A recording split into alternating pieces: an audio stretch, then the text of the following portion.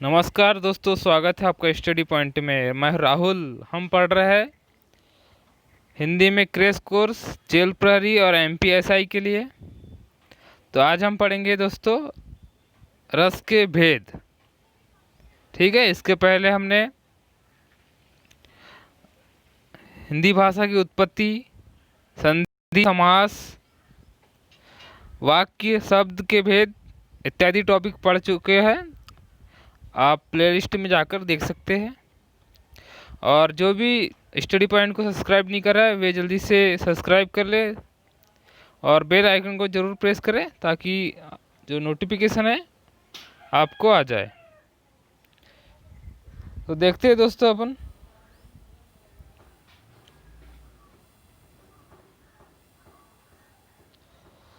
रस क्या होता है। काव्य को पढ़ने, सुनने या देखने से जिस आनंद की अनुभूति होती है उसे रस कहा जाता है। ठीक है दोस्तों, किसी काव्य को पढ़ने, किसी चीज़ को सुनने, नाटक को देखने से जिस आनंद की अनुभूति होती है उसे रस कहा जाता है।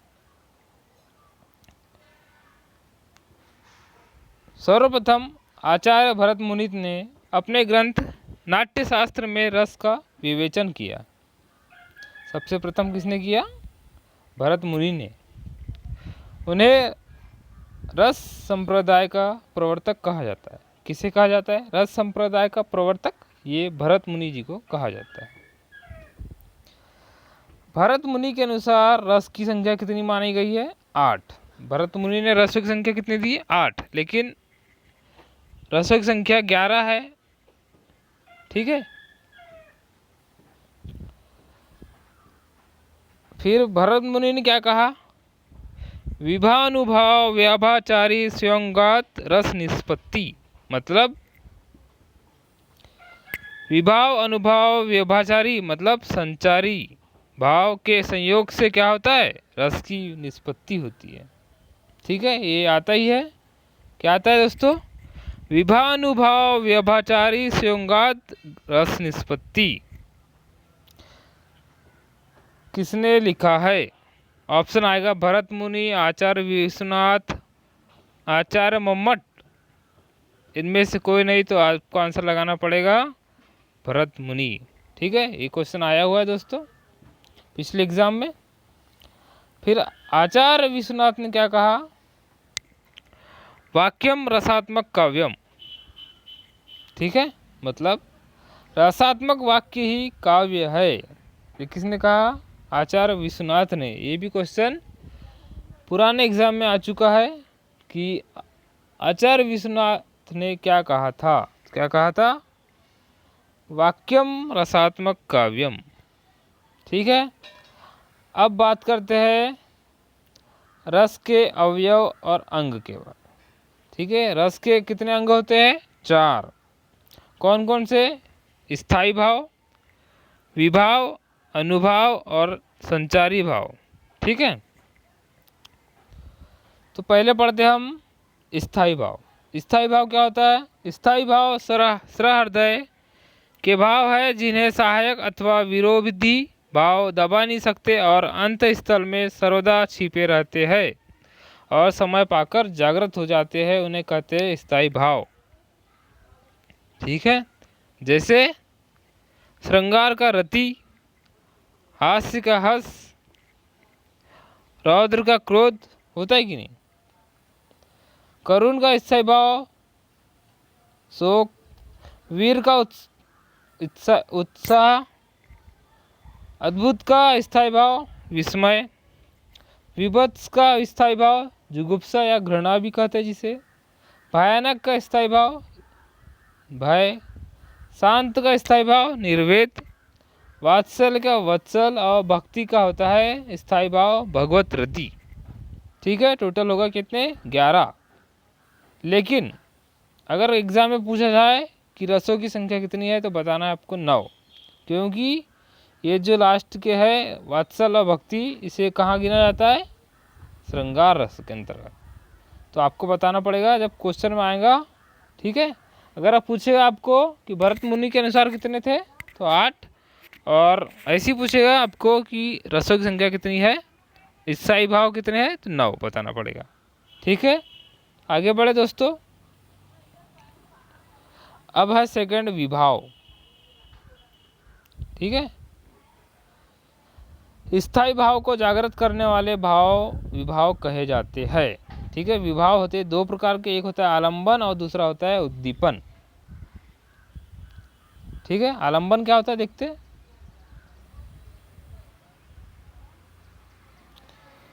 स्थायी भाव उत्पन्न करने वाली वस्तु को आलंबन कहते हैं। यह दो प्रकार का होता है, आश्रय आलंबन और दूसरा होता है विषय आलंबन। ठीक है, स्थायी भाव जिस व्यक्ति के हृदय में उत्पन्न होता है उसे आश्रय आलंबन कहते हैं। ठीक है, और जिसके कारण उत्पन्न होता है उससे बोलते हैं विषय आलंबन। जैसे एग्जाम्पल के लिए समझते हैं हम, सिंह को देखकर लोगों के हृदय में भय जागा। ठीक है, आश्रय आलंबन होगा लोग और विषय आलंबन हुआ सिंह। कैसे हुआ, मतलब आश्रय मतलब हो गया लोग और विषय मतलब किसको देखकर, सिंह को देखकर। सिंह क्या हो गया यहाँ पर, विषय हो गया, और आश्रय क्या हुआ, लोग। ठीक है, फिर बात करते हैं उद्दीपन। पहला पढ़े हमने विभाव दो प्रकार के होते हैं, एक तो पहला आलंबन पढ़े, अब दूसरा हम पढ़ेंगे उद्दीपन। उद्दीपन क्या होता है, जिन वस्तुओं या परिस्थितियों को देखकर स्थायी भाव उद्दीप्त होते हैं उन्हें उद्दीपन कहा जाता है। जैसे चांदनी, कोकिल, कुजन, एकांत स्थल, रमणीक उद्यान, नायक नायिका के शारीरिक चेष्टाएं, ये सभी क्या कहलाते हैं, उद्दीपन कहलाते हैं। ठीक है दोस्तों, अब हम बात करते हैं अनुभव। तीसरा, पहला मैंने क्या बताया आपको, पहला मैंने बताया स्थायी भाव, दूसरा बताया विभाव, तीसरा है अनुभव। अनुभव क्या होते हैं, मनोगत भाव को व्यक्त करने वाले शरीर विकार अनुभव कहलाते हैं। अनुभव की संख्या 8 मानी गई है। ठीक है, मतलब जैसे हम कुछ अनुभव करते हैं, जैसे कुछ हम अनुभव करते हैं उसे क्या कहते हैं, हम अनुभव कहते हैं। इनकी संख्या 8 है। कौन कौन सी है, स्तंभ, स्वेद, रोमांच, स्वरभंग, कंप, रंगहीनता, अश्रु, प्रलय, ये क्या है, अनुभव है। ठीक है, चौथे नंबर पे आते हैं हम। चौथा है संचारी भाव, या इसे कहते हैं व्यभिचारी भाव। मन में संचरण करने वाले भाव को संचारी या व्यभिचारी भाव कहते हैं। इसकी संख्या टोटल है 33। ठीक है दोस्तों, क्वेश्चन आता है एग्जाम में, संचारी भाव की संख्या कितनी होती है। ऑप्शन दे देगा आपको 28, 30, 33, 35, तो आपको आंसर लगाना पड़ेगा 33। ठीक है, समझ आया दोस्तों। कौन कौन से होते हैं, हर्ष, विषाद, भय, लज्जा, ग्लानि, चिंता, शंका, ये क्या है, सभी ये संचारी भाव है इत्यादि। ठीक है, टोटल 33 होती है। ये हमने पढ़े अभी रस के अवयव। ठीक है, 4 प्रकार के होते हैं।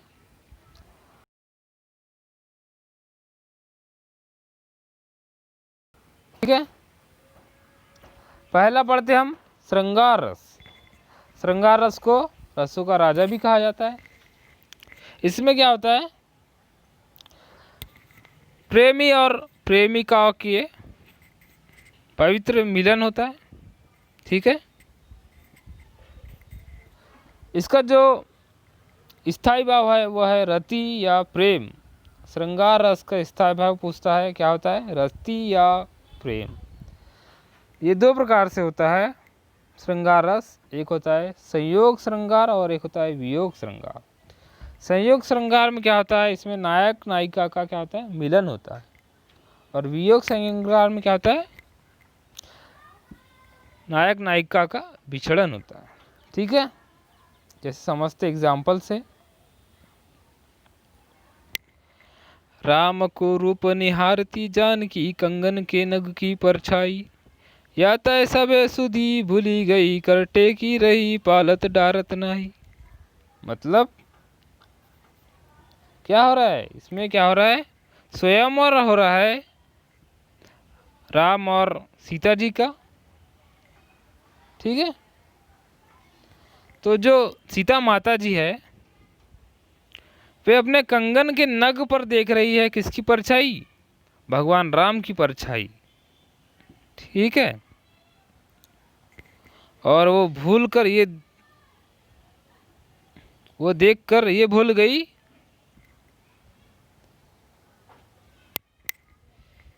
ठीक है। और एक पल भी वो हटा नहीं रही है अपने कंगनों से। समझ आया दोस्तों? ये हुआ संयोग श्रृंगार। सेकंड एग्जाम्पल देखते हैं हम।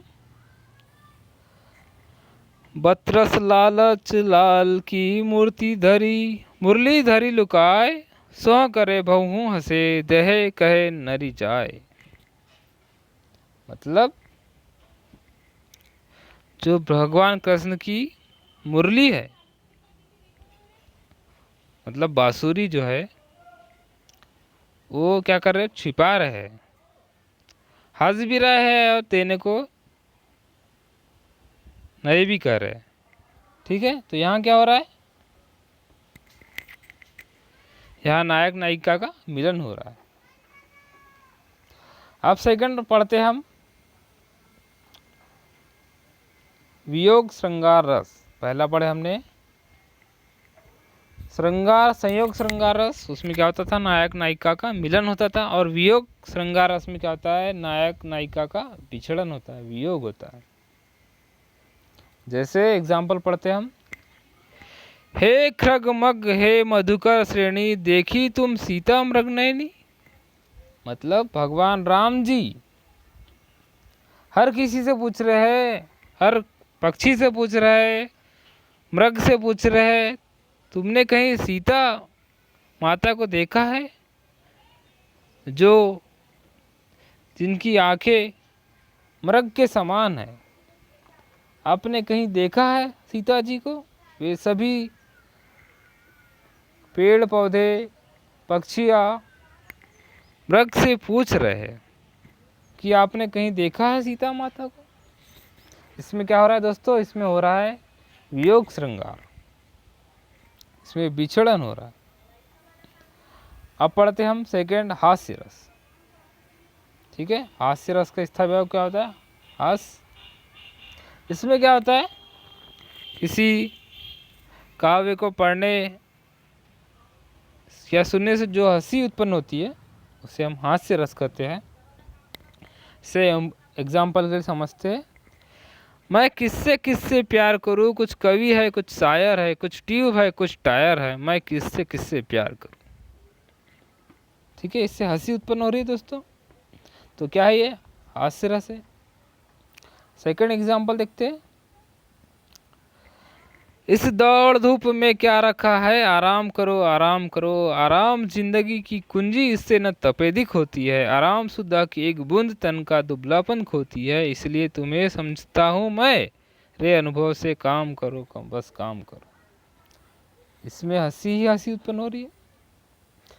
अब हम तीसरा पढ़ते हैं, रौद्र रस। रौद्र रस का स्थायी भाव होता है क्रोध। मतलब किसी व्यक्ति को अगर कुछ बुरा भला कह दो या कुछ उसके प्रति उत्साह जगा दो तो क्या होने लगता है? उसके अंदर क्रोध उत्पन्न होने लगता है। उसे हम क्या कहते हैं? रौद्र रस कहते हैं। जैसे एग्जाम्पल के लिए समझते हैं हम, श्री कृष्ण के सुन वचन अर्जुन क्षोभ से जलने लगे, सब शील अपना भूलकर करतल युगल मरने लगे, संसार देखे अब हमारे शत्रु रण क्षण मृत पड़े, कहते हुए यह घोषणा वे हो गए उठ कर खड़े। भगवान श्री कृष्ण के वचन को सुनकर के अर्जुन क्या हुआ? वे क्रोध से जलने लगे, ठीक है। मतलब अब तो मैं शत्रुओं को रण में बिछाकर ही मानूंगा, ठीक है। क्रोध उत्पन्न हो गया उन पर। अब नेक्स्ट पढ़ते हैं हम, करुण रस। करुण रस का स्थायी भाव होता है शोक। मतलब क्या होता है?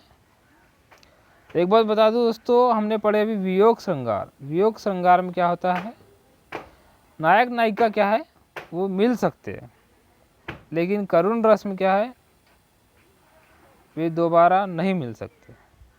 ठीक है, शोक उत्पन्न हो जाता है।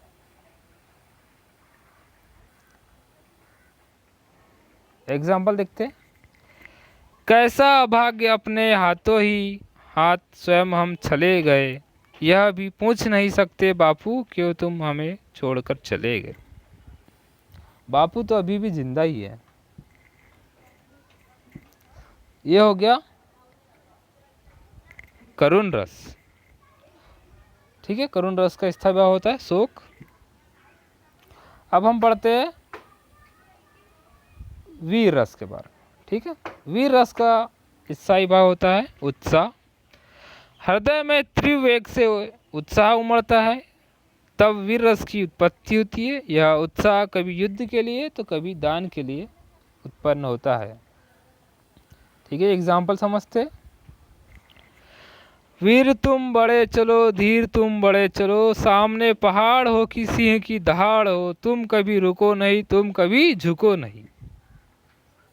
इसमें क्या हो रहा है दोस्तों, इसमें उत्साह उत्पन्न हो रहा है। ठीक है,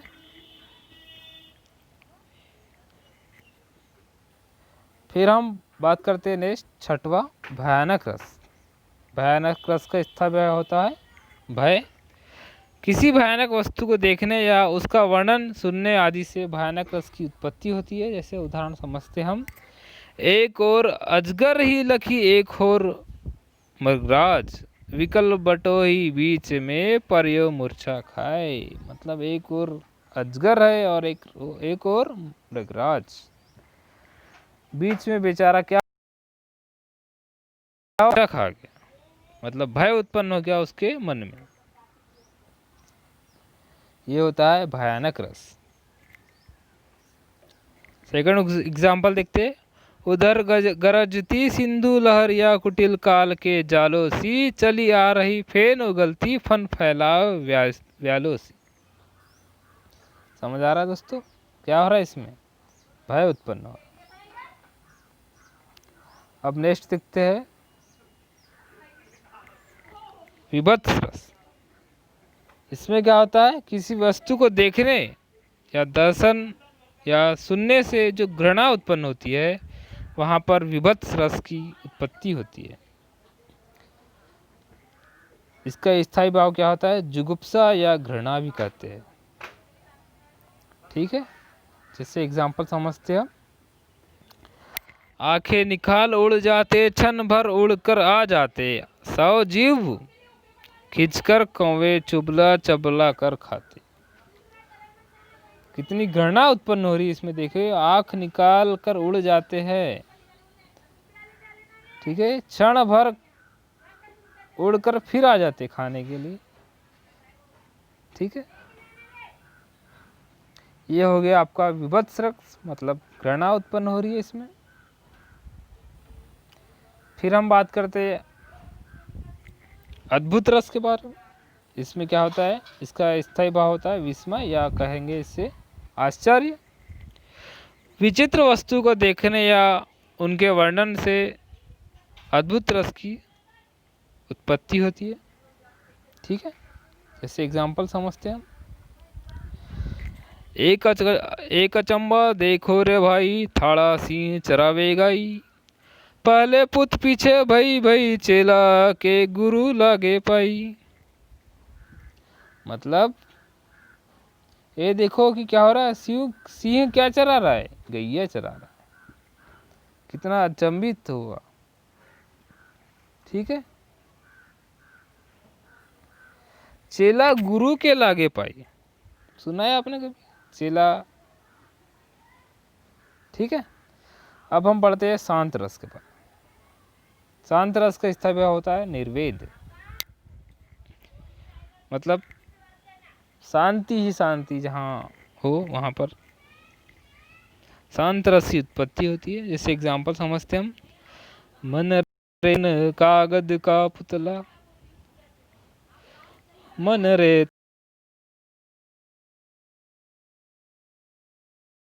तन में गर्भ करे क्या इतना। ठीक है, शांति उत्पन्न हो रही। नेक्स्ट है वात्सल्य रस। इसका स्थायी भाव तो होता है वत्सल या स्नेह। ठीक है, इसके जो प्रवर्तक है ये है सूरदास जी। मतलब बच्चों की कीड़ा और उनके कौतुक को देखकर जो माता पिता के हृदय में जो आनंद की उत्पत्ति होती है वहाँ वात्सल्य रस होता है। ठीक है, वहाँ पर क्या होता था? श्रृंगार रस में प्रेमी और प्रेमिकाओं का मिलन या वियोग होता था, जिसमें माता पिता भाई बहन, ठीक है, इनका जो प्रेम है ये वात्सल्य रस के अंतर्गत आता है। जैसे उदाहरण देखते हैं हम वात्सल्य रस का। मैया मैं तो चंद खिलौना ले हो, जय हो लोटी धरनी पर अभी तेरी गोद नहीं हूँ। मतलब भगवान श्री कृष्ण क्या कह रहे हैं? मुझे तो क्या चाहिए? अपनी माँ से, मैया से कह रहे हैं कि मुझे तो चांद जैसा खिलौना चाहिए, चांद चाहिए मुझे। तो छोटी मोटी चीज की मांग नहीं कर रहे हो, चांद की मांग कर रहे हैं। ठीक है, अगर आपने नहीं दिए तो मैं क्या हो, तुम्हारी गोद में नहीं आऊंगा। सोचिए कितना प्रेम उमड़ रहा है। सेकंड एग्जाम्पल देखते हैं। मैया कबहू बढ़ेगी चोटी, किति बेर मोई दूध पियत भैया अजहू है छोटी। भगवान श्री कृष्ण कह रहे हैं अपने मैया से कि मेरी चोटी कब बढ़ेगी, कितनी बार दूध पी लिया मैंने, लेकिन अभी भी यह छोटी की छोटी है। ठीक है,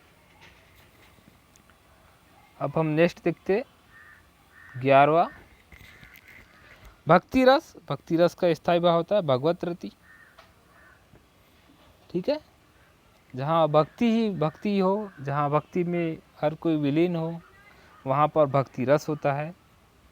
जैसे उदाहरण समझते हम। प्रभु जी तुम चंदन हम पानी, जाके अंग अंग वास समानी। सीताराम सीताराम सीताराम कहिए, जागी विधि राखे राम ताहि विधि रहिए। मतलब जहाँ भक्ति ही भक्ति है भगवान के प्रति, वहाँ पर क्या होता है? भक्ति रस होता है। समझ आया दोस्तों? आज के लिए इतना ही। अगर आपको ये वीडियो पसंद आया होगा तो आप ज़रूर लाइक करें, लाइक करके जाना न भूलें, और स्टडी पॉइंट को ज़रूर सब्सक्राइब करें। और इसकी जो PDF है दोस्तों, वो आपको हमारे टेलीग्राम चैनल स्टडी पॉइंट पर मिल जाएगी। वो कैसे मिलेगी? वो इस वीडियो के नीचे में लिंक है टेलीग्राम का, वहाँ से आप हमारे चैनल में ऐड हो जाइए। वहाँ पर इस वीडियो की PDF मिल जाएगी। मिलते हैं हम नेक्स्ट वीडियो में। हम पढ़ेंगे नेक्स्ट वीडियो में अलंकार के बारे में।